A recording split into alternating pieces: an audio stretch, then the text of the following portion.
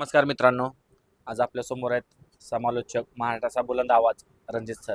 Sir नमस्कार. नमस्कार. Sir सर्वांना आतुरता आहे की कालपासून एवढे कॉल चालू होतात की आपल्या देवबागाचं नियोजन कसं असणार आहे. आणि काल मामाने बाईट दिली आणि खूप त्याच्या चर्चा इंस्टाला रील्स पडायला लागल्यात. नवीन कोणतर धप्पा कसा असणार आहे सर? काल मामाने सांगितलंय काहीतरी आगळं वेगळं नियोजन असणार आहे. तसंच नियोजन पुशेगावला बकासूरचे फॅन्स जे आहेत ते सगळ्यांना बघायला मिळेल.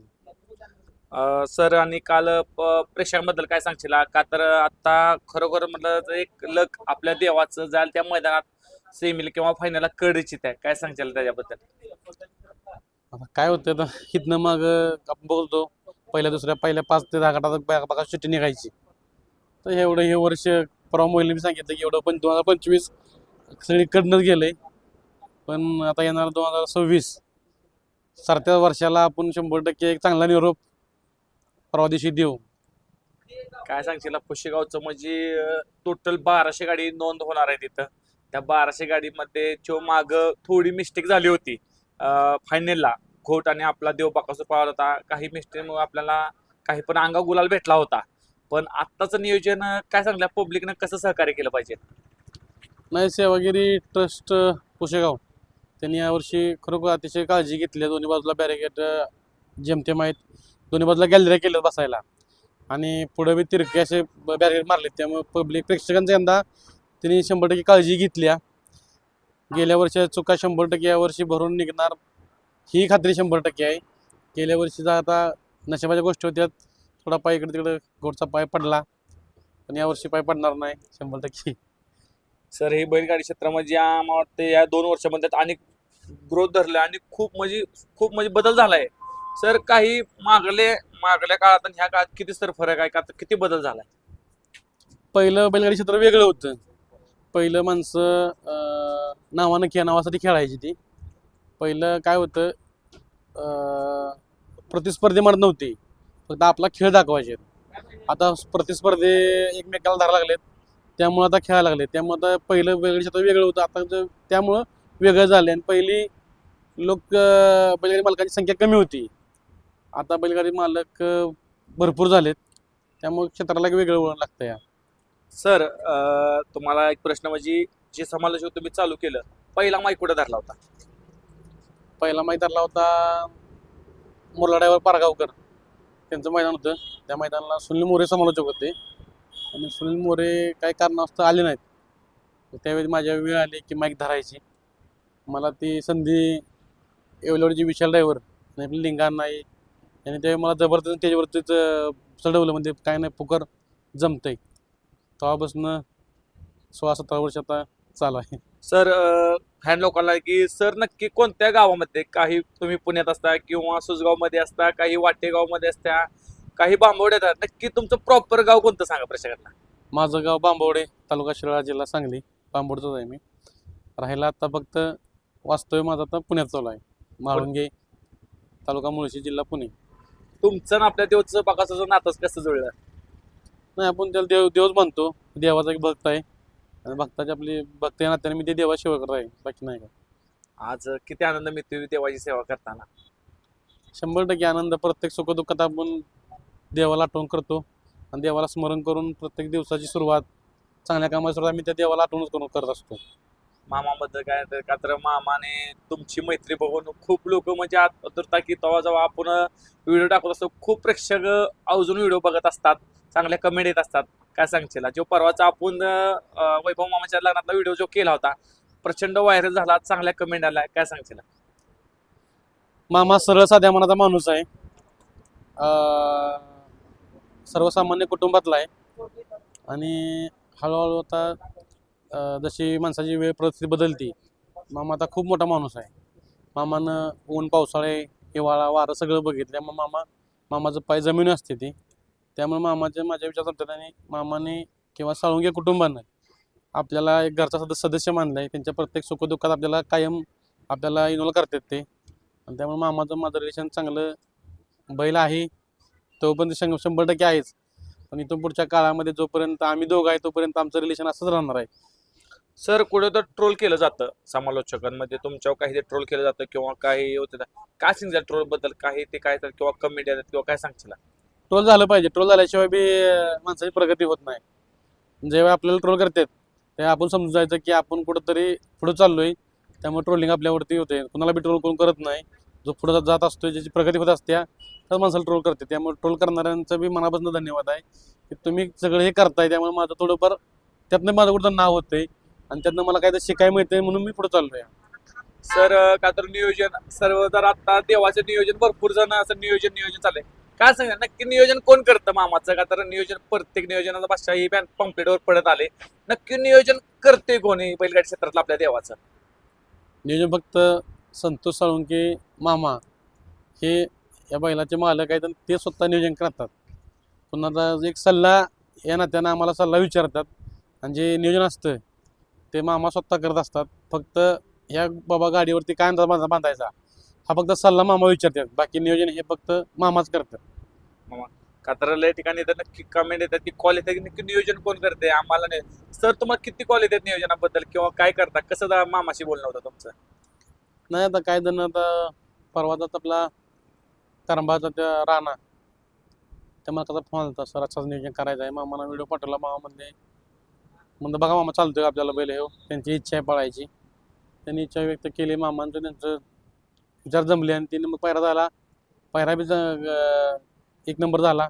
दोघांचे आपले हे झालं. बकासूरला बरी झालं, एक नंबर नव्हता तो कालच्या मैदानात पाहून मिळाला. सर आणि खरोखर म्हणजे या बैलगाडी क्षेत्रामध्ये किती वर्षापासून तुम्ही या बैलगाडी क्षेत्रामध्ये काम करताय? 18-19 वर्ष झाली. 18 ते 19 वर्ष. पहिलं मैदान तुम्ही त्या गावचं पुकार होता, तिथून 3 फेऱ्यात ग्रेट तुमची जी आता डायलॉग आता कबड्डीमध्ये बी खूप जणांनी तो डायलॉग उचलला, ते म्हणजे संपला संपला संपला. काय विशेष होते का तर ती माहिब्याची गाडी पाहिली होती वडकीच्या मैदानात, तो डायलॉग खूप प्रसिद्ध झालाय. नाही संघर्ष योद्धा माहिब्याला संबंधच पाहिजे. कारण सदा मास्तर या माणसानं पोटच्या पोराप्रमाणे त्या बैलाची सेवा केली. दुसरा कोणता असता तर त्यानं त्या बैलाचा विचार सोडला असता. पण गुरुजींनी संबाबांनी त्यांनी त्या बैलामागं कष्ट घेतले आणि त्या बैलाला परत उभा केला. आणि वाटलं नव्हतं की एवढ्या मोठ्या मैदानामध्ये तो फायनलला राहू शकतो. पण त्या बैलानं बी साध्य केलं आणि त्या मालकानं बी साध्य केलं. कारण जेव्हा महिब्याचा उतरता काळ सुरू झाला तर त्या मैदानातून सुरू झाला होता. भारताने महिब्याची गाडी पाळली त्या भारतला लागलं होतं आणि तिथून पुढं महिब्याचा उतरता काळ सुरू झाला होता. त्याच मैदानामध्ये पुन्हा त्यानं कमबॅक केलं आणि आपल्या मालक स्वतःचं आणि आपल्या मालकाचं नाव ह्याच्या बैलगाडी क्षेत्रामध्ये टिकवून ठेवलं. सर अनेक नंदी आता आपण बघतोय बैलगाडी क्षेत्रामध्ये चांगली पळतात, फक्त काही अडचणीमुळे आता तुम्हाला प्रत्येक सर असते की रणजित सर नियोजन करतात, नियोजन कुठं तर ग्रीप धरली पुन्हा एकदा आणि ते तुमची जे टॉयल आहे कशी आठवतात तुम्ही, कसं बैलानुसार कसं माईक धरलं जातं, बोलणं चाललं जातं? काय आलंय थोडाफार याचा अनुभव आहे. बैलगाडी क्षेत्रामध्ये सुनील मोरे एकमेव समालोचक असे होते की अखंड महाराष्ट्रावरती फिरत होते आणि बैलगाडी क्षेत्राला एकमेव समालोचक तेवढेच होते. आणि त्यानंतर मला माईक धरायची संधी मिळाली. मोरेंचा आदर्श घेऊन मी डोळ्यासमोर ठेवून बैलगाडी क्षेत्रामध्ये उतरत राहिलो आणि मोऱ्यांचा थोडाफार अभ्यास केला आणि पुन्हा ते मनाला वळण पडलं. आता भरपूर झाले समालोचक, पण त्यावेळेस मोरेंचा आदर्श डोळ्यापुढे समोर ठेवून मग मी इथनं सुरुवात केली होती आणि तेच आता हळूहळू कुठं कामी येत आहे. म्हणजे एक गुरु, म्हणजे तिथून पुढे जी सुरुवात जी तुम्हाला बैलगाडी संघात समजून घेणं आणि जिथं जिथं चुकल तिथं समजून सांगणं, हे दादांचं सुनील मोरे दादांचं ही बोलणं. काय सांगशील दादांबद्दल, सुनील मोरे होते जेव्हा जेव्हा ती माईक घेतात काय त्यांचा आवाज येतो कानावर? कधीच कुणाला न कळणारं व्यक्तिमत्व म्हणजे सुनील मोरे. ज्याला सुनील मोरे कळाला त्याला बैलगाडी क्षेत्र सगळं कळालं. एवढं त्या माणसाबद्दल मी सांगेन. ज्यानं सुनील मोरे ओळखला त्यानं पूर्ण बैलगाडी क्षेत्र ओळखलं. म्हणजे अनेक बैलगाडी क्षेत्रामध्ये अनेक भरपूर काही बघण्यासारखं आहे, है की नाही?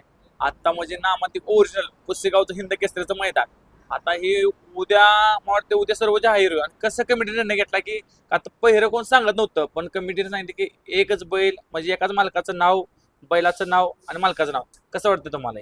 हा पहिला खेळ होता. पहिला एकच सिटी असायची. पहिले गट सिरियल नसायचे, सेमी सिरियल नसायचे. गट चिठ्ठ्या निघाले तर सेमी सिरियल नसायचे, फायनल सिरियल. अशी पद्धत आता खरोखर पुशेगावकरांचं धन्यवाद आहे की त्यांनी या वर्षीपासून ही गोष्ट चालू केली की एक पावती हिंद केसरी मैदान आहे आपल्या भारत देशातलं किंवा या बैलगाडी क्षेत्रातलं पहिलं हिंद केसरी मानाचं मैदान आहे पुशेगाव आणि ते रिक्सर नियमानं पार पडणं ही सुद्धा काळाची गरज होती. त्यांनी यावेळी निर्णय घेतला. अतिशय खरोखर त्यांना धन्यवाद आहे की एक गाडी आणि एकच चिठ्ठी, त्यामुळं कोण कोणाच्या बुडाखाली किती अंधार आहे ते ह्या वर्षी 100% सगळ्यांना पाहायला मिळणार आहे. सर त्या दिवशी आपला बकासूर आणि मथुर एका सीमेत लागले होते, पण काही कारणामुळं नेमकं काय झालं होतं तिथं आपला देव बकासूर सीमेला पळाला नाही.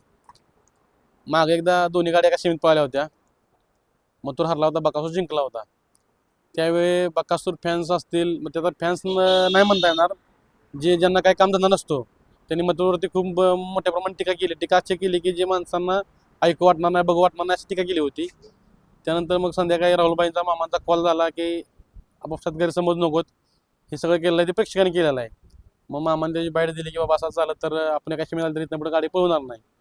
आणि अनुदानानं त्या दिवशी गाडी आमची कडन बी आली, त्यामुळं मथुर हात लागला. मथुरला सोयीस्कर पळायला सोयीस्कर फुटी होती. बकासूरला थोडंफार 19-20 होती, त्यामुळे आम्ही माघार घेतली आणि सांगितलं की मामा म्हणते की आज गाडी झोपू नका. मामांचा आधी निर्णय झाला त्यामुळे गाडी झोपली नाही. म्हणजे तो शब्द जो मामाने दिला होता तो शब्द कुठेतरी आपला खरोखर ते आपल्याला बघायला भेटला आहे का नाही? शब्द बी म्हणता येईल आणि गाडी बी कडन लागली होती, त्यामुळे आपल्याला थोडंफार 19-20 होतं आपलं, त्यामुळं तेव्हाच गाडी झोपली नाही. सर ही जोडी कधी पाहता दिसणार आपल्याला मथुर आणि बकासूर? लय प्रेक्षकांची इच्छा आहे की लय जायचे कमेंट येतात की ही जोडी पाहावी, आणि त्याच्याबद्दल मी 1-2 व्हिडिओ बनवल्या होत्या, खूप चांगला प्रतिसाद भेटला. तर ही जोडी लवकरात लवकर पाहा. काय सांगतील ह्या जोडीबद्दल, कधी पळताना बघायला आपल्याला? बघूया लवकरच ती सगळ्यांची इच्छा प्रेक्षकांची पूर्ण करू. ती गाडी लवकर पळेल कदाचित येणाऱ्या काळामध्ये लवकरच. सर आता का तर जेव्हा जेव्हा मामा बोलले कालबाईमध्ये पब्लिक पुढं काहीतरी घोळ करतोय किंवा काय करतात किंवा टॉर्च दाखवतात, काल फॉर्च्युनर मैदानामध्ये देवाच्या डोळ्या किंवा लांबनच फोकस बिकस चाललेलं, त्यामुळे जा दचाकला. आता वेगळा निकाल बघायला भेटला असता. काय सांगशील फॅन लोकांना किंवा पब्लिक वर्षांना, कसं आहे नक्की काय? माणूस सांगून ऐकणार नाही. आता ते देवानंच म्हणावं घ्यायचं की आता काय करायचं ते. माणसं सांगून ऐकत असते तर मग आज जग कुठं वेगळ्या दिशेने गेलं असतं. माणूस माणसाचं काम करणार, आता देवानं त्याच्या स्वतःच्या हिमतीवर जोरावर आता सगळं साध्य करायचं आहे. सर खरोखरच आज खूप भारी वाटलं की आज सर मला नक्की मैदान कसं असणार किंवा देवाचं नियोजन असणार. आपल्या देवाचं लास्ट प्रश्न की वेगळं नियोजन जर ते ओळखला गाडी पडेल तीच दिसेल आपल्याला. बिछड़े हुए लोग फिर एक बार मिलन होगा, एवढंच सांगतो. चालतं, नमस्कार. धन्यवाद.